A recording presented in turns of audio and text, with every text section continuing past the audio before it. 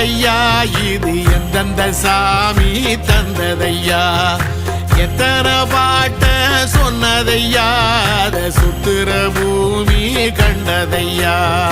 அடிச்சு வீசும் காத்துலையும் அந்த தகப்பனாச சுத்துதையா பிடிச்சு பூக்கும் வேதையிலும் ஒரு வம்சத்து கதையே உள்ளதையா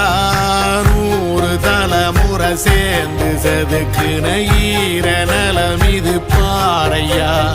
வாழும் வரையிலும் நீயும் விதைக்கிற கடமை இருக்கு கேளையா